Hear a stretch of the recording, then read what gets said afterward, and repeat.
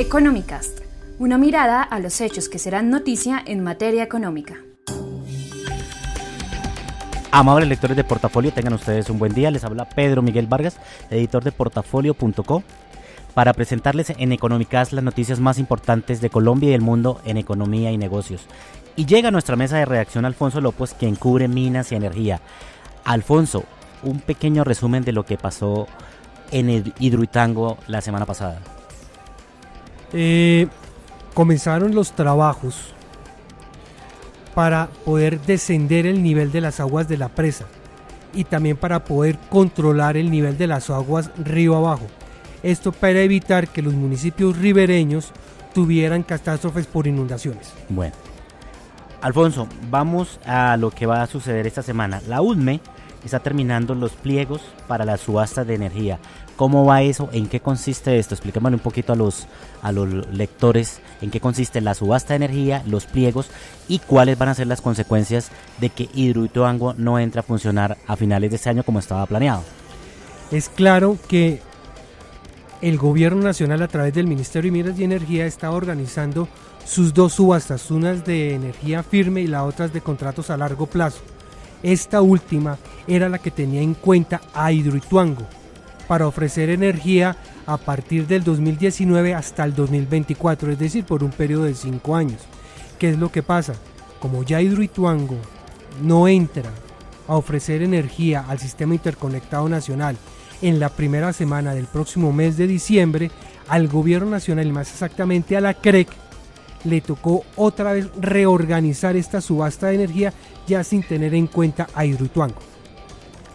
Ok, Alfonso, muchísimas gracias, muy amable por esa explicación. Y ahora tenemos a Sebastián Londoño.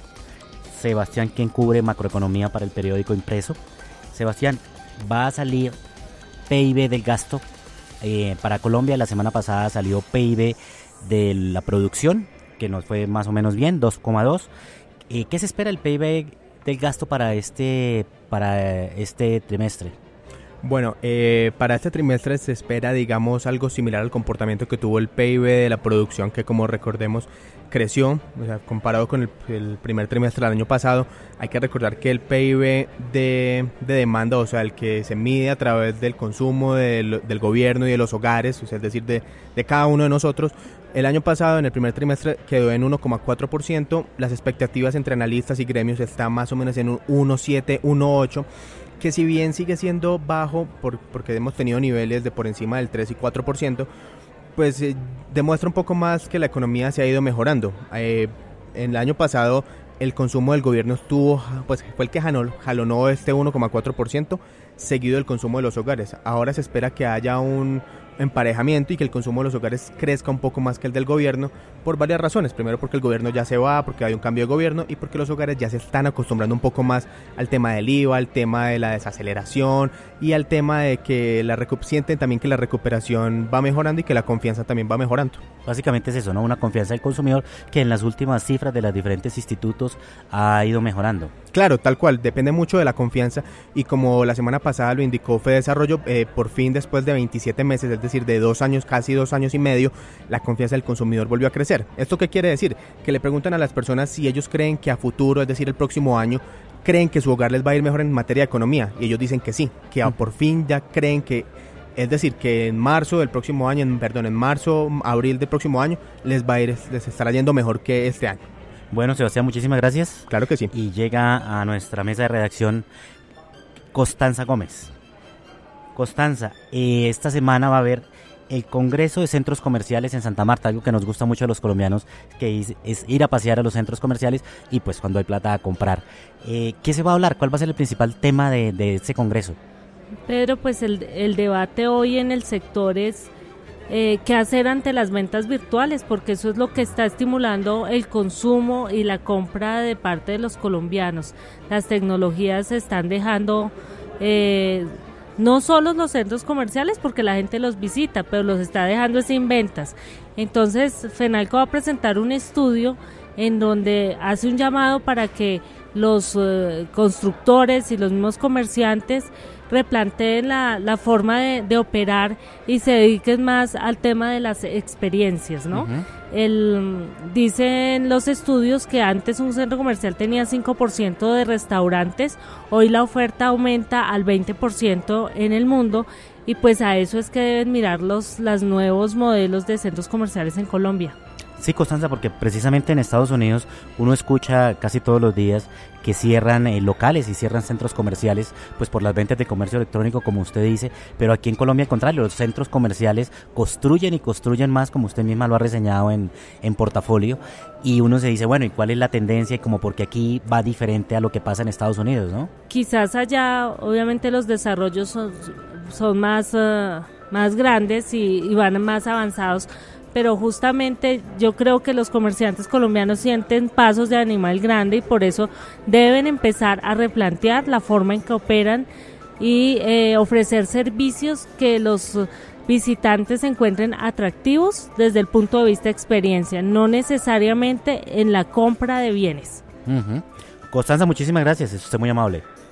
Bueno, y ahora le damos un saludo a Néstor López, quien nos va a hablar que esta semana va a ser la presentación de la Política Nacional de Ciencia e Innovación.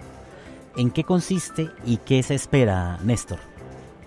Pedro, esto se trata de las políticas que deben encabezar el gobierno, debe marcar las directrices para que las empresas desarrollen una producción mucho más amigable con el medio ambiente. Específicamente el título de esto son las políticas de ciencia e innovación para el desarrollo sostenible en Colombia. Va a estar a cargo del director de Colciencias, Alejandro Olaya, y va a haber un invitado especial que es Johan Scott, especialista de la Universidad de Sussex en el Reino Unido. Hay que tener en cuenta que Colombia tiene una serie de compromisos, como lo tienen todos los países, en la reducción de emisiones al medio ambiente. El tratar de hacer una industria más amigable con el planeta es un compromiso de todos los países, de todas las naciones, y efectivamente nuestro país no se queda al margen de esto. Pero además de eso, es un reto para las empresas producir valga la redundancia, producir sus productos o sus servicios de una manera en que gasten menos energía, en que los desechos industriales tengan un mejor manejo. Más sostenible. ¿Cómo estamos nosotros actualmente, Néstor, en este aspecto? ¿Producimos los colombianos sosteniblemente, con menos contaminación? Pues eso tiene sus altibajos. Las grandes empresas han adoptado buenas prácticas que van en esa dirección, pero sin embargo al país todavía le falta un trecho bastante grande por recorrer en ese sentido. Bueno, Néstor, muchísimas gracias. Y llega la mesa de redacción de Económicas, Javier Acosta, redactor de Portafolio.co. Javier, el dólar, ¿cómo irá a estar esta semana? La semana pasada subió 102 pesos. ¿A qué se debió? Expliquémosle un poco a los oyentes a qué se debe eso y esta semana qué se espera. Sí, Pedro, precisamente como usted lo dice, el dólar tuvo una fuerte subida al final de la semana pasada, ganó 102 pesos en el transcurso de la semana y sobre todo la mayor fortaleza se dio el día viernes, que subió 40 pesos, eso representa casi el 40% de la subida durante la semana. Y esto tuvo que ver muchísimo con los temores de que haya una contracción en la política monetaria de Estados Unidos la siguiente semana, y hay una pequeña correlación entre el precio del petróleo y el precio del dólar en el mercado colombiano, aunque hay que destacar que los precios del petróleo también subieron y el Brent se acercó la semana pasada, a los $80 el barril. Hay que señalar que el dólar superó la barrera de los 2.900 pesos. Ese precio no llegaba a la divisa desde el 24 de febrero, es decir, casi 2 meses aproximadamente no se veía una fuerte subida como esta, pues porque recordemos estaba el dólar en 2.700, estuvo una época muy cercana a los 2.600 y ahorita pues sufre una fuerte subida. Bueno, Javier, muchas gracias a ustedes, amables lectores de Portafolio.co. Les agradecemos por escuchar Económicas. Los esperamos la próxima semana. Muchas gracias. Económicas, un podcast de Portafolio para la casa editorial El Tiempo.